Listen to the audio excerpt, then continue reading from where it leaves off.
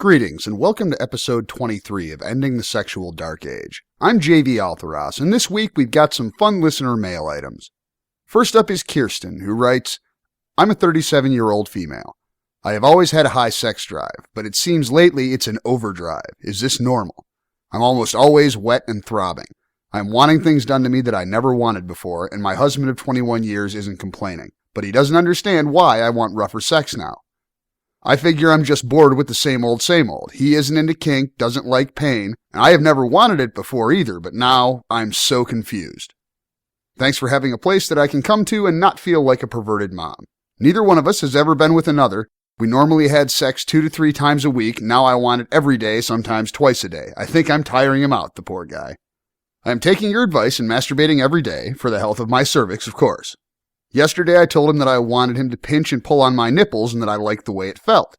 He did it, but wanted to know why I wanted and liked it. I just told him that it felt good to me. I also told him I wanted him to tie me up sometime. It is strange that it's so hard to tell someone who knows you inside and out that you want to try new things. I'm working on being more open with what I want. I was giving him a really awesome blowjob, homework. I had music on, candles, really was into it.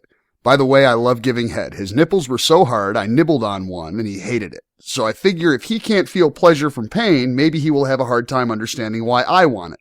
Thanks for your help. First off, Kirsten, it's nice to hear that your homework is helping out all the way around.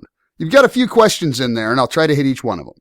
As far as your sex drive going into overdrive, that's perfectly natural. Hormonal changes bring many women to a sexual peak in their late 30s, and increased sex drive can also result from lifestyle changes. I also want to note that the term sexual peak can be kind of misleading. For plenty of women, it's an increase in sex drive that can last for many years. Being wet and throbbing all the time is a good thing, and I know Shara will have plenty to say on that later, considering that's the status of her pussy pretty much 24 hours a day. As far as wanting to try new things, that's also perfectly natural, especially with a newly supercharged sex drive. Our sexuality evolves as we go through life. We develop new fantasies that we want to explore, and if we try new things, we're bound to like some of them. When you explore, your sexuality reorganizes itself constantly around the new experiences, and you quite naturally want more of the stuff that you like. Exploring kinky play involving whatever amount of pain or bondage or anything else you crave is a perfectly natural and healthy expression of your sexuality. And there's nothing wrong with getting bored of the same old. I've said many times that it's not only predictable, but inevitable without exploring, since there are only so many ways to insert tab A into slot B. It's worth mentioning that I've known a tremendous number of women who wanted their sex rougher than what they were getting, at least some of the time. There's an animalistic passion inherent in rough sex that just cannot be duplicated otherwise. Overall, it sounds like you're on a really good path already, and you should be encouraged by that. You're getting yourself off every day to keep your needs met, even on days your man isn't up for the task, and most importantly, you're communicating with him. Even though he isn't to the point yet where he understands why you're getting into pain these days, he's right there giving you what you're asking for and trying to understand. Sounds like he's open and has a real desire to please you, which means he'll continue to be a great playmate for the kinky road ahead. The fact that it's hard for you to express your new desires, but you're still doing it anyway, means you're on a path that's very likely to work out well for you over the long haul. Take heart in the fact that at this point, you're doing everything right. You expressed a concern that your man might never be able to understand why you like pain since he's not into it himself. That is nothing to worry about at all. It's okay if he isn't into pain for himself, and arguably it might be a good thing for you since you're transitioning into sexual territory that normally involves a top and a bottom.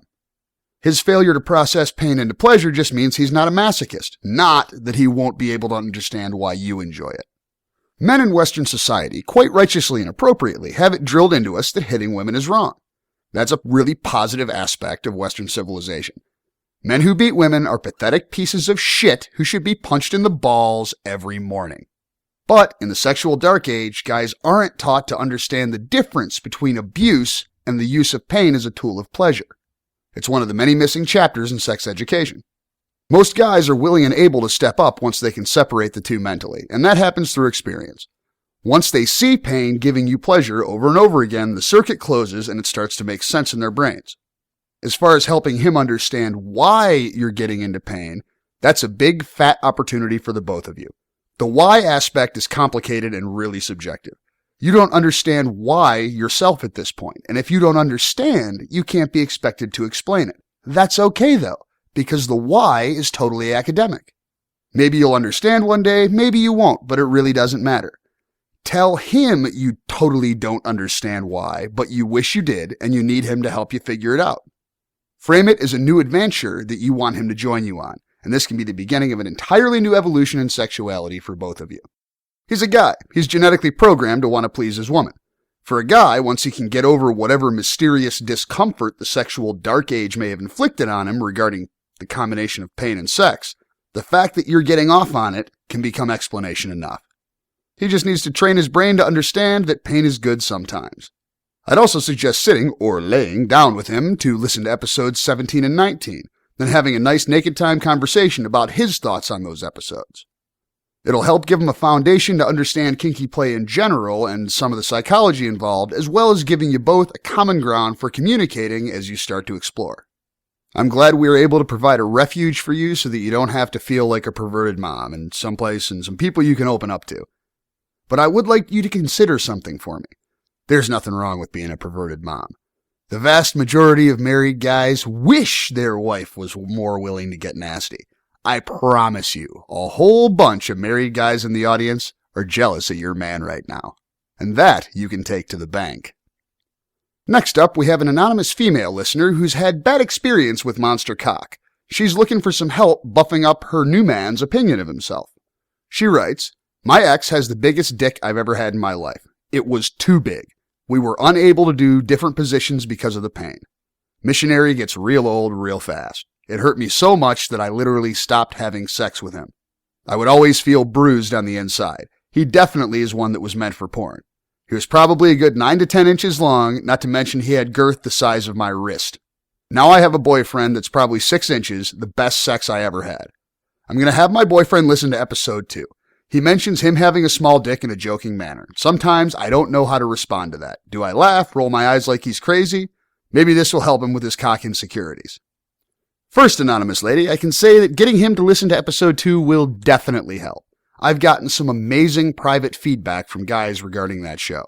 In fact, it's the most downloaded episode in the history of this podcast and continues to be one of the most popular downloads in the back catalog month after month. Our cultural mythologization of cock size makes most guys feel like bigger is always better, so their cocks must be too small no matter what. And your past experience highlights one of the central points in that Size Matters episode. Too big sucks, and the definition of too big varies a lot from one woman to the next. Your question on how to help him feel better about his tool is something I probably should have covered in episode 2, but that's one of the reasons we do listener mail in the first place. I can tell you that if your guy is self-deprecating about the size of his cock, it's a clear indication that he thinks it's too small. You're not imagining it. Meanwhile, you've got the best fuck of your life. Luckily, there's plenty you can do about it. Before I get to that, I'll cover what not to do for you and the other girls out there with the same issue. I guess we'll need a name for this condition. People who think they're sick all the time when they're not are called hypochondriacs. So I think we'll start calling guys who are needlessly concerned about the size of their dicks willy-chondriacs. Laughing when a guy is joking about the size of his dick is not helpful. Ever.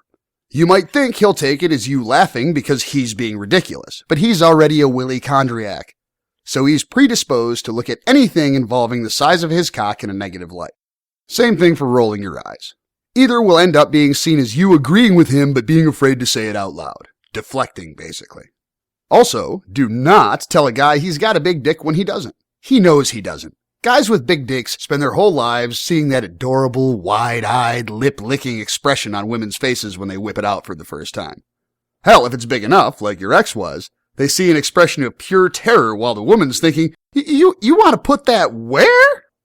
Women who bullshit averagely hung guys about being monsters just contribute to the problem, because the guys know they're lying and just turn into bigger willy-chondriacs. You don't want to tell him it's big enough or it's a good size. A willy-chondriac will translate that into reinforcement that his dick is small. So here's your program to get your guy feeling better about his tool if you're having fantastic sex with a cock that's perfect for you, but your guy just doesn't get it. Step 1. Get him to listen to episode 2, preferably with you. 2. Wait for the next time he's self-deprecating about his cock size and say the following word for word. In fact, practice it in front of a mirror so you can deliver it with confidence. You're the best fuck I've ever had, and one of the big reasons for that is that your cock fits my pussy perfectly. Anything bigger hurts. Plus 10 best girlfriend ever points for saying it in front of one or more other people. Also, have another reason ready just in case he asks why else he's the best fuck you've ever had. Next up we have Bob, who's got a few sort of complicated questions that require some kind of complicated answers. Bob writes, I've been a dom for a few years now, but I've had several really bad experiences with the kinky girls I've gone out with. A while back I made a choice between two girls I was dating. One was a BDSM queen who would meet me at the door on her knees with her hair pulled back. The other is an extremely nice, emotionally healthy chick with an absolutely rockin' body. I chose the latter, and for the first time in my life, I think I've found a girl who isn't an emotional basket case and also shares my interests outside the bedroom. She's sexy and she's giving in bed. She'll pretty much try whatever I ask and do whatever I tell her to do. I really believe she'd happily do pretty much whatever it takes to meet my sexual needs. What's not to love? Here's the problem. As far as I can tell, she really doesn't have a kinky side hiding down underneath that awesome exterior. Sure, she will do whatever, but only with prompting. She just doesn't have that side that a lot of chicks have, the side that would secretly love to be slapped and called a slut and led around on a leash. I think I could get her to do those things, but because I don't sense her asking for more when I push those boundaries, I don't go there. Because she's a sweet girl and I don't really see the need to get her to do all sorts of sick stuff if she doesn't want it. I'm realizing something perplexing in all this. That is, the thing that turns me on about kink is not necessarily the specific act, but knowing that the other player wants it. Even if I can make her do pervy stuff, if she's not into it, I'm not really into it either. There's a possibility here, that is, that I introduce these things, she realizes she likes them, and then she gets into it. The problem is, if I don't sense a solid desire for a certain thing, I'm kind of a pussy when it comes to trying to make a girl do them. I get all tentative, and who the fuck wants a tentative dominant? For example, I just can't make myself train this girl to swallow cum. I cannot say the words. Can't fucking do it. So now for my actual questions. Can non-kinky people be turned into kinky people? I've helped lots of girls find their kinky side, but I've never actually helped anyone create a kinky side. How the heck can I be more sexually assertive, even when I'm not sure how it's going to go over? I need to stop being such a pussy. Finally, how can I fool my brain into believing this girl is a dirty little slut when right now, no matter what I have her doing, my brain tells me she's a nice girl? I have to get past this nice girl thing ASAP, otherwise I'm never going to be able to fuck her like I want to. I know this happens to a lot of married guys who end up fucking some other chick when they could just as easily have been fucking their wives like that if they could just view them differently. What the hell is my problem? Help. Well, Bob, we are definitely here to help, and I'm going to hit your questions one at a time. I want to let the audience know that Bob and I exchanged several emails, so I've got quite a bit more background than I was able to share while still keeping him anonymous. First question, can non-kinky people be turned into kinky people? It is my considered opinion that there is no such thing as a non-kinky person when it comes right down to it. My sexual resume doesn't get into rock star numbers or anything, but I have to believe that mathematically I would have found at least one by now if there were a notable number of them out there. Certainly there's a matter of degrees. Some people don't want any more than a little slap and tickle. Some people like to be told what to do without all the trappings of bondage and discipline. The vast majority of my playmates were either totally vanilla or mostly vanilla when I got a hold of them. I've had playmates that were really bashful or embarrassed or ashamed about getting a little freaky, and some that didn't realize they were kinky at all until I just took them somewhere new one night.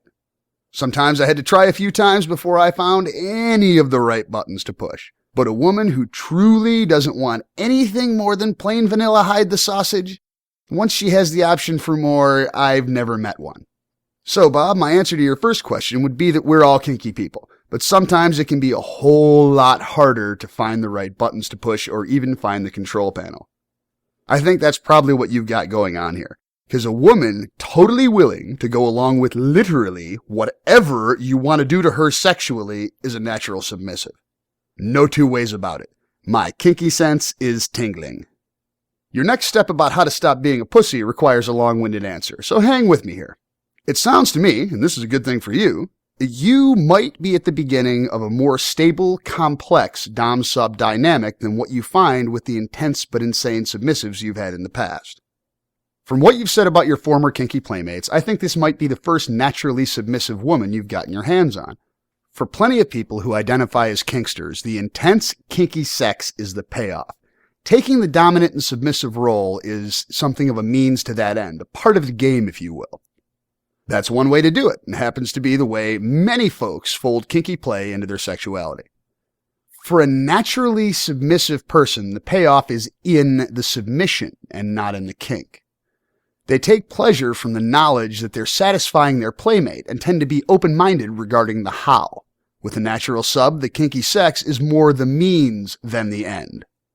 The payoff is the more abstract concept of pleasing you by whatever means are necessary, and if that requires hanging upside down while wearing a rubber suit, then so be it. This probably sounds familiar because it's the flip side of the coin on how you describe yourself. You're a natural dominant. Taking control and using it to make your submissive do slutty things that she likes is where you find the thrill. The kinky sex loses its shine unless you know she's into what you're doing too, and that's what you're not seeing right now. I'm going to recklessly speculate that at the moment, you're locked in basically a stalemate, in which both of you are holding back a little, looking for the approval of the other. Someone's got to break the tie, and as the dom, that job falls to you. To draw the kink out of a natural submissive, you've got to revise your game as a dominant. You need to get sneakier and a lot more perceptive.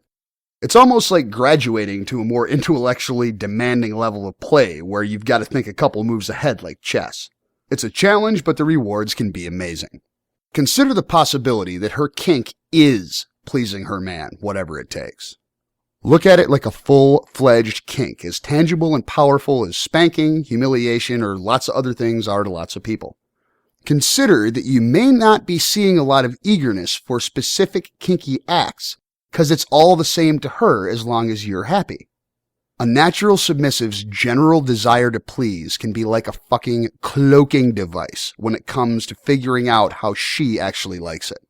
The challenge becomes seeing through the cloaking device.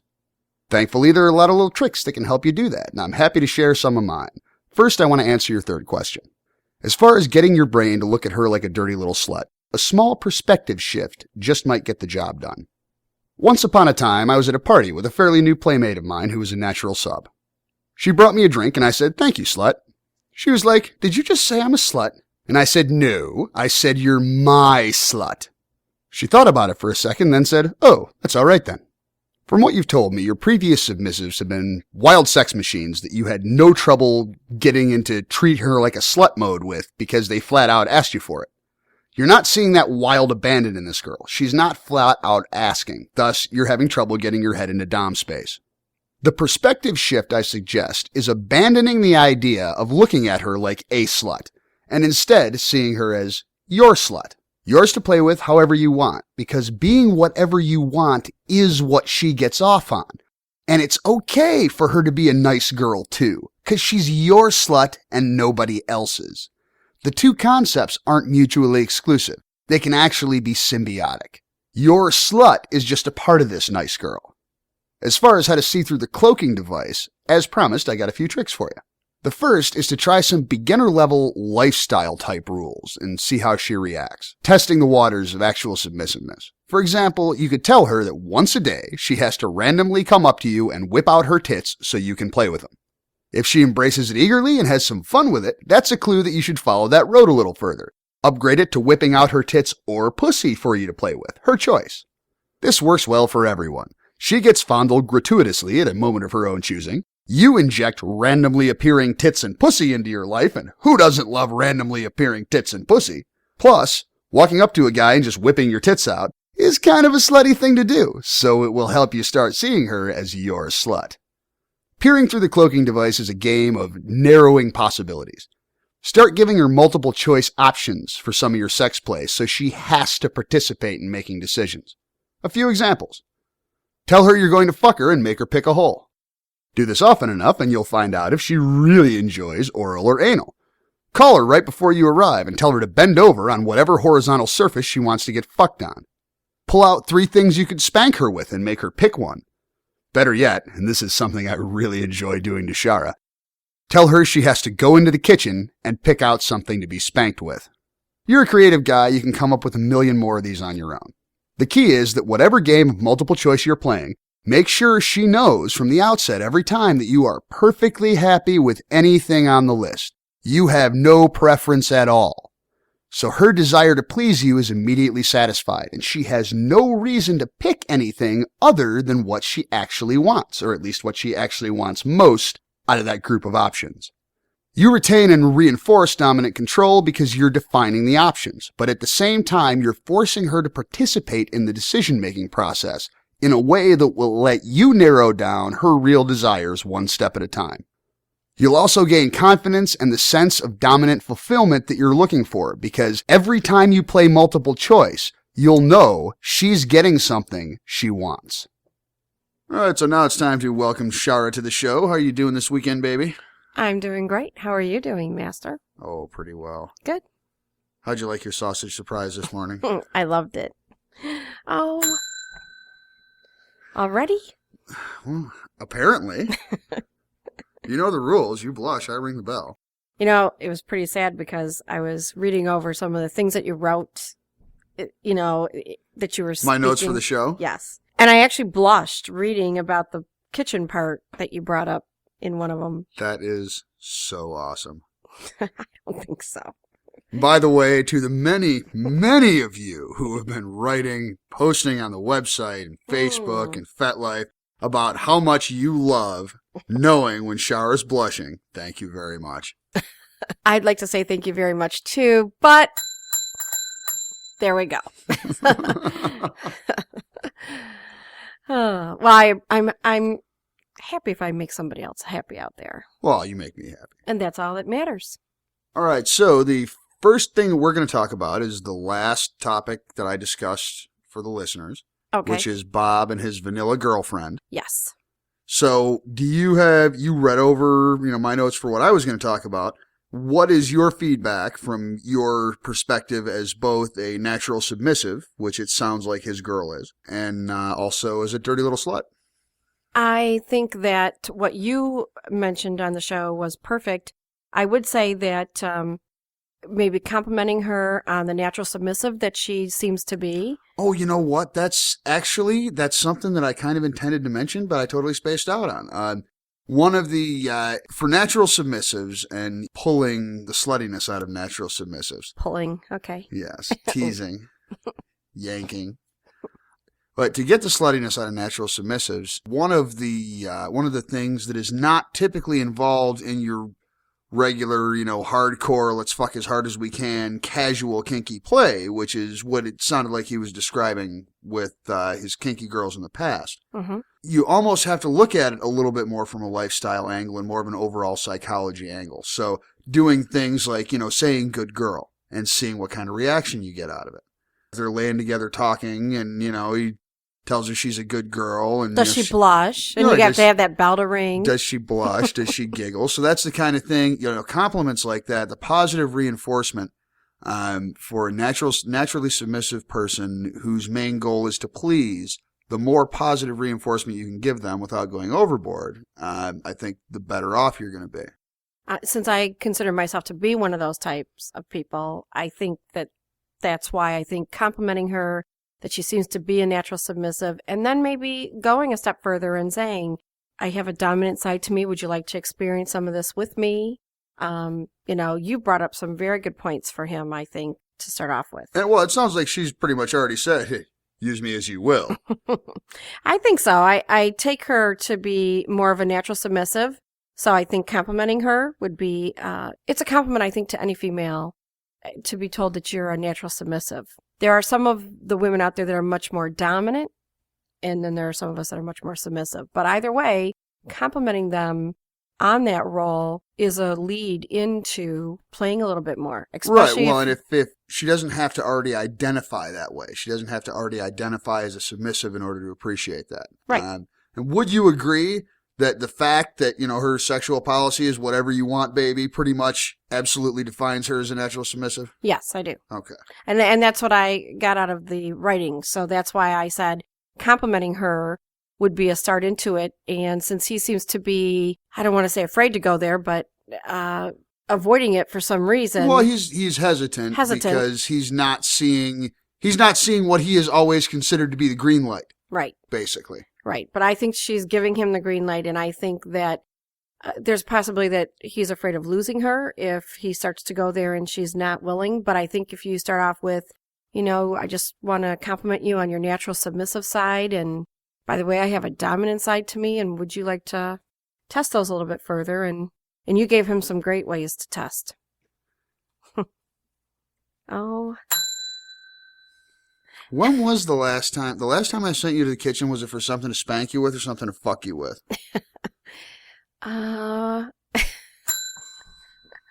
To spank me with. Okay, just checking. Need to do that again. Okay. One of the things I love about doing this show, it reminds me of all kinds of filthy shit to do to you.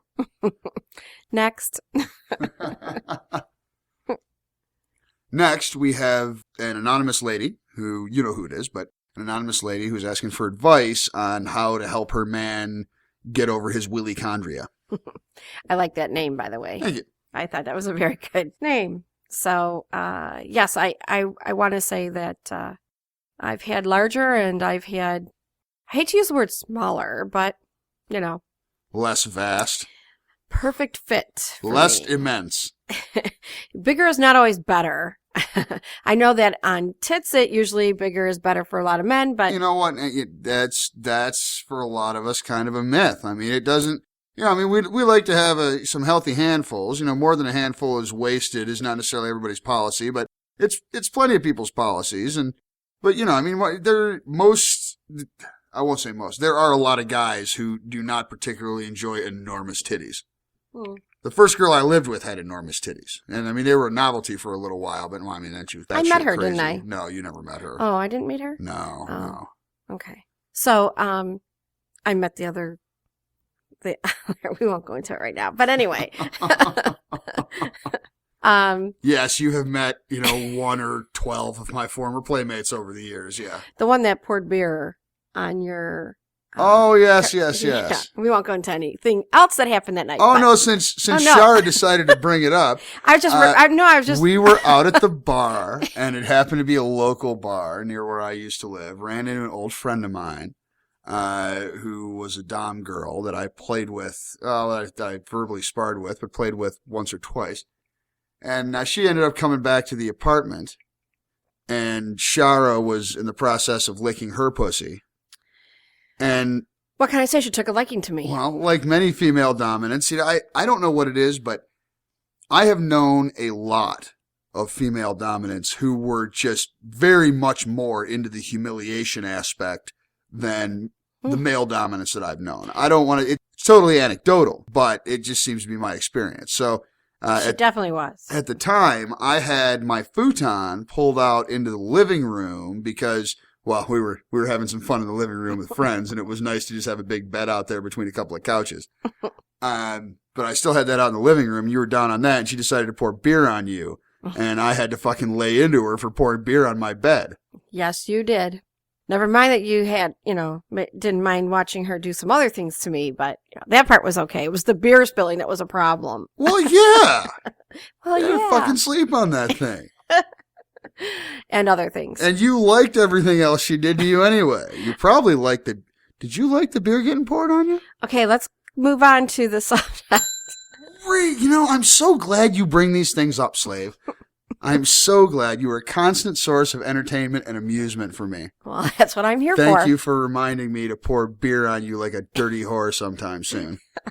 Okay, next subject. We were talking about how women can make their guys feel better about small dicks. I'm sorry to the audience. I apologize for the sidetrack, but I just couldn't help it. Mm-hmm. But back. I'll hide that bell next cleaning or something. Yeah, you wish. Back on topic. Please continue.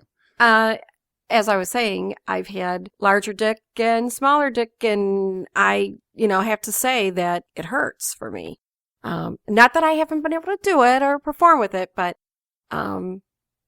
you're perfect for me. I love sucking your cock, and I love, when you enter inside of me, and it's perfect all the way around. And so for those men out there that think that their dick is too small, more than anything else, you have to be confident in yourself and know how to use it. That's the key, is to using your dick properly more than anything else. Right. Do you have any specific advice for things that they could do to help their guys get over the willychondria? Well, number one, I think sucking their cock always makes them feel more empowered because I don't know a man out there who doesn't enjoy having their cock sucked on. So this is the truth. That was kind of what was that, episode 10? Everything is better with blowjobs. Anything you're dealing with a man is better with blowjobs. When you're sucking the cock, just take a moment to look up and say, your cock is perfect, or I love sucking your cock. It's just right. It fits right in my mouth the perfect way, or whatever fits for your personality. Right, as long as it's true. Correct. It's got to be true. Oh, absolutely. Absolutely. But I'm saying that she obviously really cares about him, and she loves his cock. Oh, yeah. She says she's having the best sex of her life. So. And I think, and you mentioned, when I read what you had said, you mentioned to her that to let him know that it's been the best sex ever. And I think that that's important for him to know. Absolutely. And if you're going to use my plan of action, I sincerely suggest you take the plus 10 best girlfriend ever points and say it in front of somebody else. I agree. Because there's nothing that says I love you, baby, like telling your guy he's got a big dick in front of his buddies. I agree. All right. So lastly, on our listener mail topics, we have Kirsten, who I know you have been, we've both been corresponding back and forth a little bit with on the website. Since you are very familiar with her situation, what do you suggest? Well, I kind of wrote on the, I think it was the bathroom wall, or the confessional. I'm trying to remember now. I think that's the bathroom wall. Okay. Either one's appropriate for whatever filth and villainy, but the confessional is a little bit more aimed towards confessions and not, requests for advice and stuff. First of all, I think that everybody likes the perverted mom out there. So I don't think that there's anything wrong with loving sex and wanting it rougher and all those things. So everybody has their own way of enjoying that. Something that Bill Maher mentioned on his show this week. I believe it was Bill Maher. He said, people get all up in arms and women don't want to be called slutty, but there's not a woman in the world who would be upset about being called a MILF. That's true. It's okay to be a MILF. It's okay. I doubt I could find a woman you could walk up to and say, you know what, you're a real MILF, and have her get pissed off about it. Well, and I think that for her, it's, she's really enjoying things right now. And she mentioned that she obviously is a mother. So in writing to her, I found out that she has teenage kids. So I suggested possibly going away because, number one, if you're out of your home environment, you're more apt to let the slutty side of you come out than if you're at home. Absolutely. And it's nice just to, it's like a mini vacation, right. For the cost of a base. If all you're going to do is fuck in the hotel room, you can get a decent hot tub room for not all that much for a night or two. Exactly. So 1 night, 2 nights, get away. And I'd suggest for the first time getting away for a couple nights so you can really relax, go out and have a nice dinner or have the food brought in. And then I told her to, suggest having him tie her up and giving him a blowjob. Cause she had mentioned about, I think biting on his nipples and that he did not seem to be into that. And he might not be into that, but I don't know any man that does not like, again, getting a blowjob. So, baby, would you tie me up and then, force me to do a blowjob on you? I think he'd be all over that. Yeah, that's likely to go over pretty well with a lot of guys. Hey, baby, tie me up and fuck me in the throat until I can't take it anymore. We're good with requests like that. Don't even have to go out and buy restraints. I'm sure he has ties at home or, just some. Oh, absolutely. When we do the bondage episode, we'll start talking about MacGyver bondage. You've seen me do plenty of MacGyver bondage. Yes, I have. It's amazing what can be bondage gear when you're creative. Yes, exactly. So, and maybe another thing I'd recommend is have a tube of your lipstick and ask him to write slut on your ass or, something like that, because that's always hot. Oh, there you go. Yeah. Yeah. And then when he turns her over and puts you on your knees and he's taking you from behind and he sees slut written across your ass, or he could write my slut, whatever, Well, you put a lot of thought into this, haven't you? I want to help. I want to be helpful. Now, they would not have known I was blushing at that one. That's what the bell's there for, so they know. Sometimes I think they know ahead of time. This time I thought I was going to get away with it. But then you realized you were sitting next to me? I think I forgot I was sitting next to you and your hand was going to reach over and reach that bell. So, anyway, I hope some of those ideas help Kirsten because I think that it's great that she's having the time of her life right now, and Oh, absolutely. It is definitely to be encouraged. And I knew you would have some reliable advice considering you also have a completely overactive pussy. that's Yes. wet 24 hours a day. Wet and throbbing, especially right now for some reason. And I'm not quite sure why, but yes. Well, probably because you're talking about somebody else's wet throbbing pussy, and we know what that does to you. Well, I kind of been this way all weekend, so I'm not sure, but wet and throbbing, yes, I admit it, and I love it. And you know what?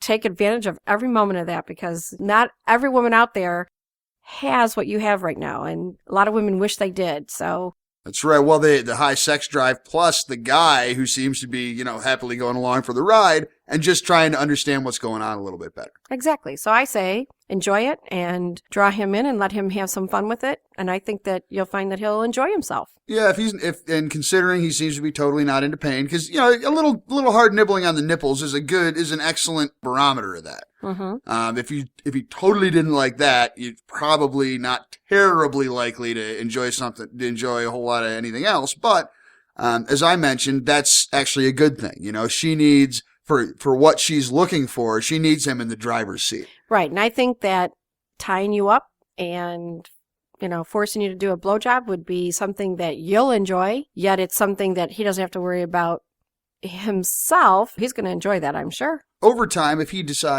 is comfortable with the dominant role and he starts exploring it, especially by listening to the podcast, the BDSM episodes of the podcast specifically, and there will be episodes on bondage and spanking and targeting some other things a little bit more directly. But if you can get him into the dominant role, most guys, when presented with the opportunity, are happy to take it. Exactly. And then she also mentioned that they're teens, and so it's harder to have that playtime around the house. Oh, yeah, they know everything that's going on. They do. But you know what teens also know, and I can speak from my own adolescence, teens know that their parents are easier to deal with when they're getting laid a lot. People who are fucking a lot are happier. Your teenagers already know you're fucking, and once they come to the conclusion, and they will do it naturally, that you are both nicer, happier people when you're fucking a lot, they will clear out for you. Another good thing for them to do is there's a lot of good movies out there today, so that are still PG rated and they're Hell teens. yeah, pay them to go to the movies. That's right. You drop them off, and then you hopefully right by it, there's a pizza place or someplace that they can go get something to eat afterwards. And you buy yourself 4 hours. Yeah, easily. And then, you're going to go back there and you're going to pick them up. So one of you is going to be at home relaxing while the other one goes back to pick them up. And you're in the control seat because you're going to tell them when you're picking them up. That's an excellent idea. Excellent idea. Well, I've had to give some of that advice to some of the submissive groups. So enjoy and keep us posted and let us know how it goes. So is there anything else you'd like to say to the listeners on anything else that we covered today? No, I think that we kind of covered everything. I just want to say thank you again for listening, and we hope that this podcast is always helpful. And thank you to our listeners. All right. Well, thank you as always for joining me. It's always my pleasure. I know. Love you. Love you too, baby. Bye. Bye. And just a few more things before I wrap up for the week. We found out this week that another therapist is using this podcast as part of treatment for patients with sexual issues, and that's awesome. From the beginning, I hoped this project would make the grade as a therapeutic tool, and it's great to know it's happening more and more. I've been told by one of these therapists that the show is great for them because I say all kinds of shit that his patients need to hear with bluntness that he just can't get away with in a professional setting. He has them listen to the show, then come back to discuss the given topic in subsequent sessions. I would, of course, invite any therapists out there to use and abuse Ending the Sexual Dark Age in whatever manner might be of assistance to your patients. In fact, if there's something we can do to further that goal, feel free to let us know. On the same note, if you're a sex educator, therapist, erotic author, enthusiastic amateur sexologist who's an expert on any aspect of sexuality, and you'd like to share your expertise with the audience, feel free to give me a shout. This year, I'm hoping to have a lot of interesting interview guests on a variety of topics, and I would be happy to hear you pitch whatever you've got going on. As always, anyone should feel free to join in the conversation by posting anonymously on sexualdarkage.com, emailing jvaltheros@gmail.com, or calling into the listener line at 517-376-3116. A lot of you have already been having some fun and finding a little bit of relief on the confessional page on sexualdarkage.com. Starting with the next listener mail, I'll be reading some of those fun fantasies along with whatever entertaining discussions might accompany them. You can also find Shara and I on Facebook, Twitter, and FetLife through links on the website. And if you have iTunes, do me a favor and give me a good rating or review to get the show out to more listeners. If you'd like to share the show with someone who isn't hip to podcasting, every episode is available through the Flash players on the website without downloading a thing. If you've got an Android phone, be sure to check out the Ending the Sexual Dark Age app in the Android market, the only truly convenient way to keep up with the show on your Android smartphone. I also want to let you guys know I will be taking next week off from the show. I've got a couple deadlines coming up fast, and I want to give the stories I'm working on my full attention as I send them on out the door. But we'll be back in a couple of weeks with a show on homosexuality and bi-curiosity to get ready for a show on group sex. Until then, this be me, JV Altheros, reminding you that sex is one of the greatest things in life, and there is always room for better.